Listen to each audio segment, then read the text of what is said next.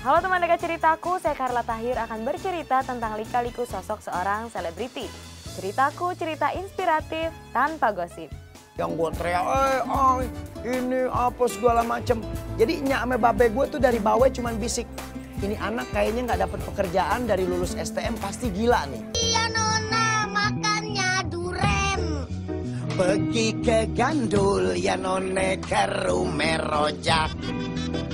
Lihat Bang Oki ya nona, orangnya keren.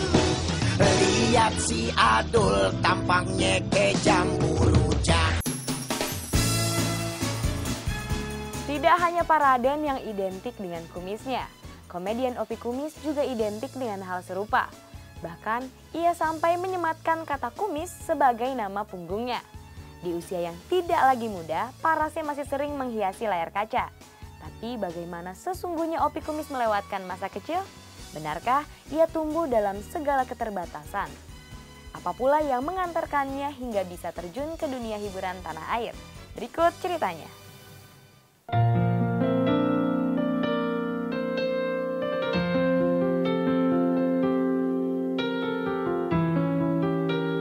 Manusia adalah makhluk sosial yang tak bisa hidup sendirian.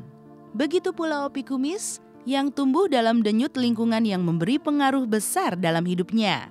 Cililitan, Jakarta Timur adalah tempat yang memberinya warna untuk bisa memecah tawa walau dalam segala keterbatasan. Lihat si Adul tampangnya ke jambu rujak. Aduh, biar kata lu kecil, daripada Bang Opi, apa malahnya botak. Jadi masa kecilnya gue termasuk orang yang gue cerita nih, kenapa gue sekarang bisa akrab-akrab sama orang-orang yang ada di bawah semuanya, karena memang masa kecil gue memang masa kecil yang nggak pernah ngalamin senang, nggak pernah.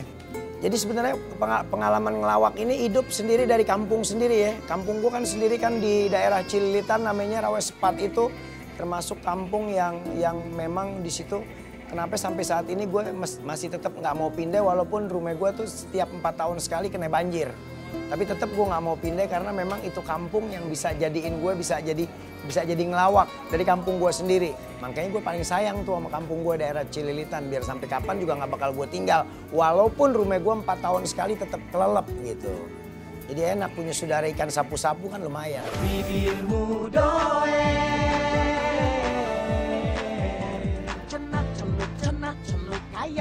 kayak marmut kalau lagi ngerayu cewek. Dikenal sebagai komedian, Opi Kumis tak pernah membayangkan untuk terjun dalam dunia yang membesarkan namanya kini. Kerasnya kehidupan bahkan membuat setitik angan untuk merengkuh pendidikan yang lebih tinggi tak pernah melintas dalam benaknya. Ya pendidikan sekolahnya gue sampai mentok-mentoknya cuma di STM. Nggak ada tuh punya pikiran kuliah apa segala macem. Jadi mentok di STM, sekolahnya cuma sampai STM, ya udah aman gitu. Nah sisanya ikut-ikut kesenian, ikut-ikut teater aja. Gue sebenarnya dari dulu nggak pernah punya cita-cita jadi pelawak ya, main sinetron nggak. Jadi begitu keluar dari STM, tujuannya dari STM Grafika Kemayoran, tujuannya cuma satu, pengen kerja di bagian percetakan. Karena kalau kita nggak pernah bebayang gitu kalau kita jadi pemain sinetron atau pelawak gitu. Yang tahu gue kan kalau misalnya pemain film, pemain sinetron kan mukanya kan cakep-cakep, ganteng-ganteng. Kalau gue kan ngaca gitu ya. Gue perasaan gue gitu dari kecil sampai gini hari perasaan gue tuh model muka gue ya model kayak menyandukun, menyanburik. Rasa pesimis Opi Kumis membuatnya dibenturkan pada pilihan. Dan kerasnya kehidupan memaksanya untuk mencuri-curi kebahagiaan. Dan bersama salah satu sanggar di Jakarta Timurlah, ia bisa menemukan setitik harapan yang membuatnya nyaman dalam segala kepedihan. Awal mulanya gue ikut di sanggar modern ya, sanggar pelangi. Nah terus gue terjun lagi ke sanggar Firman Muntako. Tapi kita ngerasain sendiri dari Oplet Robet, maka terlahirlah pemain-pemain pelawak atau pemain sinetron komedi yang kagak cakep-cakep amat tapi lumayan duitnya ada gitu ya. Kayak umpamanya Kubil gitu kan, sekarang dia juga udah mulain alhamdulillah udah bisa bangun rumah walaupun belum di semen. Tapi tetap alhamdulillah itu dia punya tujuan masa depan yang cakep gitu. Nah itu terlahirnya memang dari Oplet Robet. Salah satu bagaimana kita mendirikan Sanggar Oplet Robet ini adalah bagaimana kepedulian kita bareng-bareng komunitas kita ini, karena kita sadar betul bahwa kalau bukan kita siapa lagi gitu loh. Kalau bukan kita siapa lagi yang mau ngangkat harkat martabat seniman Betawi khususnya, yang notabene sekarang kita ada di Jakarta, yang kebenaran juga ngebrojolnya di Betawi gitu loh. Kubil yang jadi Bang Madit, ada Ucup Jaka yang film Jini Ojini, terus Edi Oglek. Edi Oglek itu termasuk aktor Betawi yang dapat Piala Citra. Jalan ke Manado. Jangan lupa membeli Segudang pengalaman tentang pahit manis berkecimpung di dunia hiburan tanah air, semua yang ia rengkuh kini tentu tidak semudah membalikan telapak tangan. Butuh perjuangan sebelum ia bisa menikmati popularitas. Seperti telah dimiliki Opi Kumis, bahkan hingga saat ini ia mampu membuktikan eksistensi sebagai salah satu komedian yang diperhitungkan di negeri ini. Tapi apa perjuangan yang dilalui Opi Kumis hingga akhirnya bisa menjadi komedian kenamaan tanah air? Simak ceritanya setelah yang berikut ini. Yang gue teriak, ini apa segala macem. Jadi nyak sama babe gue tuh dari bawah cuman bisik, ini anak kayaknya nggak dapat pekerjaan dari lulus STM pasti gila nih.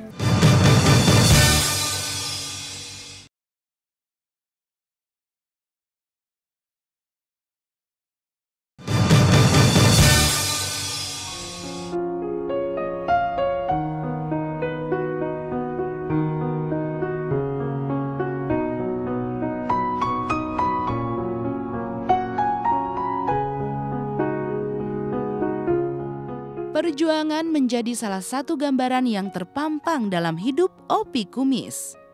Bahkan demi sebuah impian menjadi sang komedian, Opi harus melewatkan pandangan miring banyak orang. Kebiasaan menghafal naskah di atas genteng serta berteriak-teriak dalam kamar sempat membuatnya dianggap tidak waras. Duitnya taruh aja sini di mulut saya duitnya. Duitnya taruh udah nggak bisa pegang. Duitnya taruh di mulut. Opi cepetan! Gue kalau latihan tuh naik ke atas genteng. Di rumah gue di atas genteng pakai kolor buka baju. Jadi emak gue kan nggak pernah tahu tuh bahasa-bahasa naskah. Yang gue teriak, ini apa segala macem. Jadi nyak sama babe gue tuh dari bawah cuman bisik. Ini anak kayaknya nggak dapat pekerjaan dari lulus STM pasti gila nih. Jadi satu hari mesti kita bawa nih. Itu gue lihat nyak gue tuh kalau naik ke atas cuman ngelihat. Kalau di sembari ngangkat cucian dia mau manggil nggak enak. Cuman ngomong sama babe gue tuh pokoknya dia taunya gue ini sarap. Karena kalau di kamar itu gue suka bawa naskah. Itu suka ada kaca. Naskahnya gue taruh bawah, gue nggak pegang kan kalau mau ngapal gue taruh bawah. Di sela pintu kan ada lubang segini paling nih. Dari kaca itu kelihatan tuh bebayang ada orang ngintip orang lewat. Gue kan dialog apa segala macem. Datenglah di rumah gue seorang kiai. Nanya sama gue, Bang Opi kalau ibu laporan begini. Iya kenapa emang? Enggak nih ada perasaan apa, ada pikiran apa. Kok bisa jadi begini, bisa bagaimana Pak Ustadz? Dia suka ngomong sendiri katanya di genteng. Terus suka ngomong sendiri katanya di kamar. Ini kenapa? Oh itu saya lagi latihan teater. Saya dapat skenario ini, paham deh dia. Tante cantik, dari kapan di situ? Dari tahun 1945. Oh, jadi menurut lo gue itu bawel? Ketidakwarasan yang dilekatkan padanya membuat Opi terkoyak tuntutan kehidupan. Dunia teater yang dianggap tak mampu menjanjikan kehidupan mapan membuat Opi berjibaku melakoni berbagai pekerjaan kasar. Mulai dari kuli bangunan hingga menjadi penjajah sandal di atas kereta, ia lakoni demi menyambung kehidupan. Jalanan karir ini yang gue tuju nih susahnya bukan main ya. Dulu gue begitu keluar STM belum nemuin apa yang jalanan gue pengen cari nih. Kayak kita berteater apa segala macem. Apa pekerjaan yang gak pernah gue kerjain. Ngaduk semen gue jadi kuli bangunan itu kalau gak salah 3 tahun. Itu gajinya kalau buat kaya susah kayaknya. Kita dapat paling 14.000. Itu 14.000 kalau buat beli celana jin itu udah nggak bebayang dapat gitu. 14.000 seminggu. Itu kita belum bisa ngumpulin aja. Duitnya udah habis buat beli salep, tangan kita pada melembung megang pacul ya. Jadi perjalanan itu memang apa sih pekerjaan yang kasar yang nggak pernah gue kerjain. Ngaduk semen, jualan sendal di kereta. Jualan sendal di kereta. Terus jual ayam Bangkok di Jatinegara. Jadi nggak ada kerjaan kasar yang gue nggak kerjain gitu. Walau hasrat berteater terus menyeruak dalam dadanya, tapi apa boleh dikata, tuntutan hidup tak memperbolehkannya berlama-lama dalam kesenimanan. Namun bukan Opi namanya. Jika menyerah begitu saja. Tapi dengan pementasan yang gue nggak dapat duit barang sedikit, itu memang dia nggak pernah setuju. Nah bini gue juga nggak pernah setuju karena kan hasilnya apaan gitu. Nah jadi hasil yang gue dapat dari ngaduk semen, gue hasil dari jualan sendal tuh di kereta tuh ya, dari Bogor ke Jakarta tuh. Nah hasil duit itu kadang-kadang gue dapat 150, gue dapat 200. Nah duit itu gue bilang sama bini gue, ini hasil dari pementasan. Lumayan buat beli susu. Ini hasil, lama-lama dia kasih karena ada penghasilan dia pikir. Padahal dari pentas teater itu nggak ada hasil apa-apa.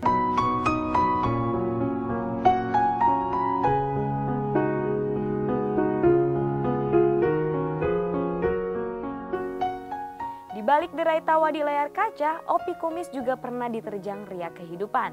Persoalan rumah tangga adalah masalah yang sempat membuat Opi dibalut prahara. Tapi tak banyak yang tahu bahwa komedian yang akrab di telinga pemirsa lewat sinetron lakon Betawi ini memiliki lika-liku asmara. Ketika kini, Opi menjalani hidup dengan 1 orang istri. Siapa sangka ia pernah memiliki 4 orang istri sebelumnya. Lalu seperti apa kehidupan rumah tangga Opi Kumis yang sesungguhnya? Simak ceritanya setelah yang berikut ini. Ditambah 15 episode lagi jadi 30 episode kalau nggak salah. Itu honor pertama 1 episode itu kalau nggak salah 1 juta.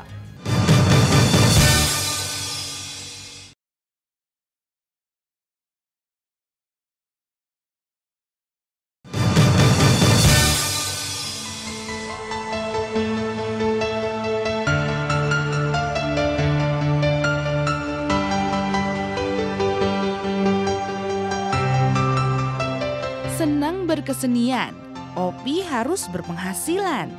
Setidaknya itulah yang terpatri dalam benaknya. Demi meluluhkan keluarga dan mempercayakan bahwa apa yang ia cita-citakan bukanlah sekedar main-mainan. Dan titik terang akhirnya memancar dalam hidup Opi Kumis ketika ia diajak terjun dalam seni peran di salah satu judul sinetron. Iya, gini, dulu gue punya temen namanya Gois Maghribi. Jadi awal mulai gue masuk sinetron tuh sebenarnya dia yang bawa. Gue masih ingat. Jadi Sanggar Deddy Miswar dulu DGC itu syuting di daerah Bekasi. Bekasi perlu peran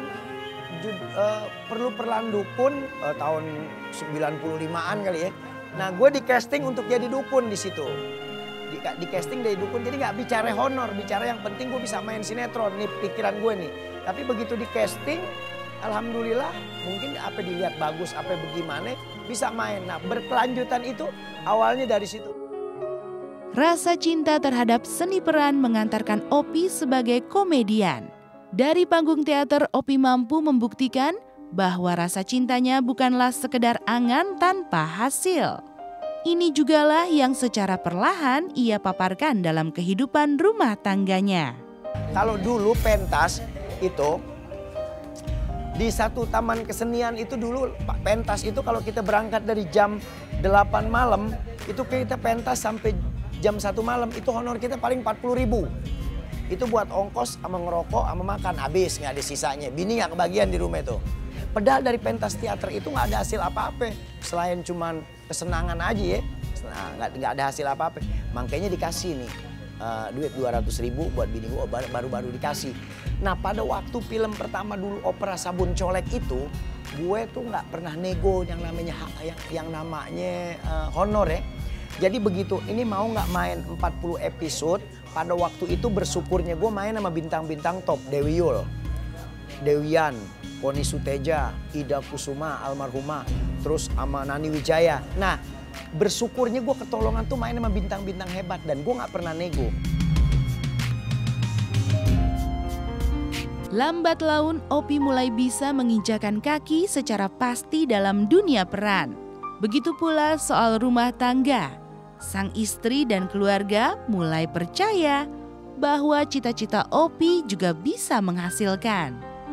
Bahkan ia mendapatkan uang yang mungkin tak pernah terlintas dalam benaknya kala itu. Jadi pada waktu main 15 episode selesai, itu gue dikasih duit kalau nggak salah 7,5 juta, ditambah 15 episode lagi jadi 30 episode kalau nggak salah. Itu honor pertama, satu episode itu kalau nggak salah 1 juta. Gue kan nggak pernah lihat duit 30 juta. Karena ditanya, transfernya kemana? Gue nggak ngerti yang namanya transferan. Ini mau dikasih cek nanti ngambilnya, nggak ngerti nih. Dapat duit bawa 15 juta, gue taruh di dalam kaos. Waktu itu kan gue datang syuting itu pagi-pagi tuh selalu setiap hari pakai bis. Nah begitu dikasih duit gue taruh di dalam kaos ini, gue pulang naik taksi. Naik taksi, begitu naik taksi di belakang gue bilang sama yang nyariin taksi, mau naik apaan bang? Waktu itu dia belum tahu Opi, naik apa bang? Mau naik taksi apa? Pulang tuh bawa apa? Oh ini aneh buat naskah aneh bilang gitu. Kan melembung segini duit nih, naik. Kemana kata taksi? Saya bilang ke Cililitan pak. Oh ya udah. Nggak pakai gini naik lihat Argo. Argo kalau nggak salah waktu itu 21.500 itu paling gue inget kejadian awal gue punya duit dikasih pegang duit banyak ya. Turun itu gue kasih duitnya pecahannya belum ada pecahan yang model 50.000 kayaknya deh. Masih ada receh-recehan gitu. Kasih aja dia terus pulang sampai rumah ada bini gue masih taruh nih duit dapat dari mana itu duit selama 1 bulan lebih itu duit nggak pernah dipakai sama bini gue. Dia takutnya ini duit gue nyolong kalau nggak ngegarong.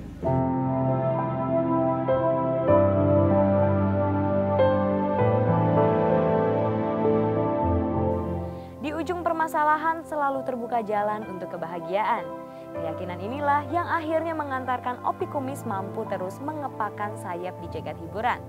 Dan ketika masalah yang datang menerpa tak dianggapnya sebagai penghalang, maka Opi harus mampu terus bertahan.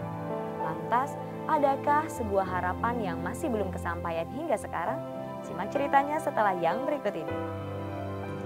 Ada enaknya dan ada enggaknya itu wajar lah. Orang hidup ya, mau dia pelawak, mau dia artis, mau dia bukan. Pokoknya hidup dalam kehidupan ini suka dukanya pasti ada.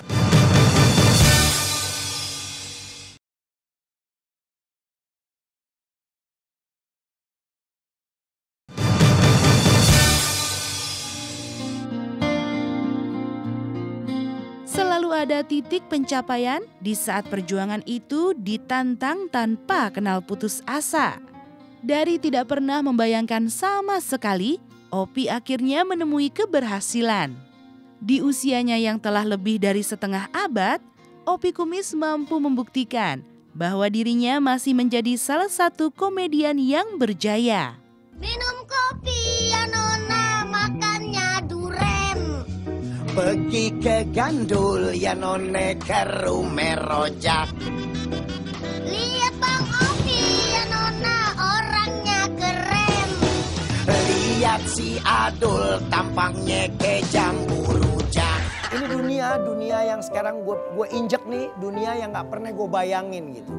Jadi kalau sekarang kita, alhamdulillah orang kenal kita, alhamdulillah seperak 2 perak kita bisa cari duit dari sinetron, dari ngelawak. Ini dunia yang gue nggak bayangin. Sebenarnya dalam satu pekerjaan kalau kita ambilnya relax, enak loh bener. Ada enaknya dan ada enggaknya itu wajar lah. Orang hidup ya, mau dia pelawak, mau dia artis, mau dia bukan. Pokoknya hidup dalam kehidupan ini suka dukanya pasti ada. Kalau aneh sih sekarang udah cukup bersyukur ya. Di umur 50 sekian, udah 50 lebih. Anak 5, cucu 2 ya. Tapi Allah masih kasih kerjaan. Biar dikit kita masih dikasih rezeki. Itu aneh bersyukur banget sama Allah. Ini syukur yang barangkali buat gua nggak ada habis-habisnya. Nah, alhamdulillahnya di saat gue masih seger nih, alhamdulillah masih sehat. Anak-anak gue udah pada punya pasangan, udah pada punya rumah tangga. Yang satu, yang perempuan udah punya anak 2. Jadi gue bersyukur rasa syukur gue ya paling kagak gue punya rezeki dikit ya ikut temen-temen lah. Bantu-bantu untuk santunan, apa segala macam. Itu rasa syukur gue sama Allah Subhanahu wa Ta'ala. Rasa syukur pada Sang Maha Pemberi menjadi satu sikap yang kini ditanamkan Opi dalam kesehariannya. Dan ketika sukses telah menjulang, ia pantang menengadahkan dagu. Karena Opi Kumis meretas karir dari titik paling bawah, maka ia beranggapan bahwa tak pantaslah seorang manusia yang hanya menjadi hamba menyombongkan diri. Kiatnya begini aja sebenarnya kalau kita mau langgeng. Silaturahmi sama temen, silaturahmi sama orang harus kita deketin. Yang penting, kedua, rasa sombong tolong ilangin. Gue sebenarnya pengen jadi orang sombong, sebenarnya pengen. Cuman begitu gue tanya, saya bisa nggak sombong? Boleh, kita boleh jadi orang sombong kalau kita jongkok pagi udah wangi. Yang kadang-kadang kegiatannya beda nih. Dia diproduksi yang mana, aneh diproduksi yang mana, satu stasiun yang mana, stasiun yang mana gitu aja. Ini nelayan yang nangkep ikan tege banget. Ikan belum cukup umur udah ditangkep.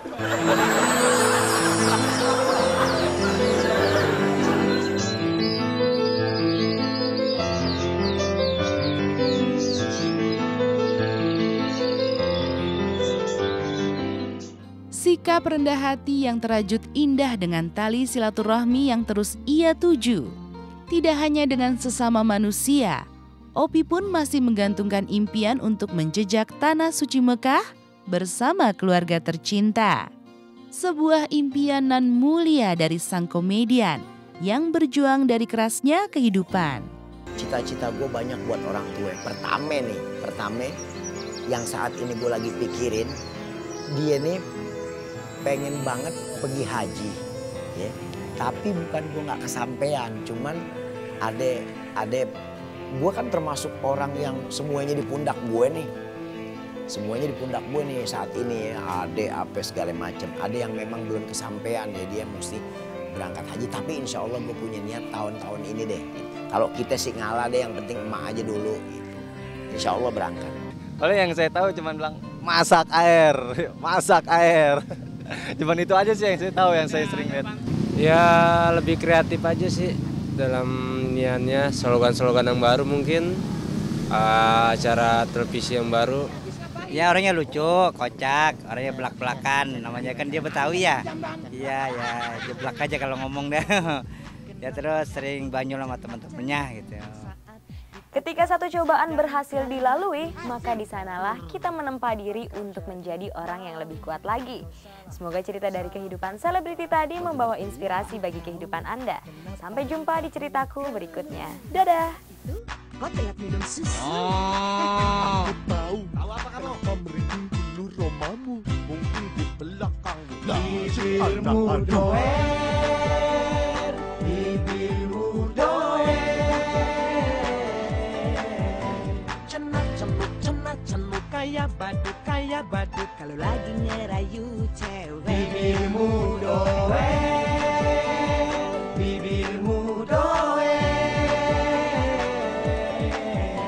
Cenut kayak marmut kalau lagi ngerayu cewek.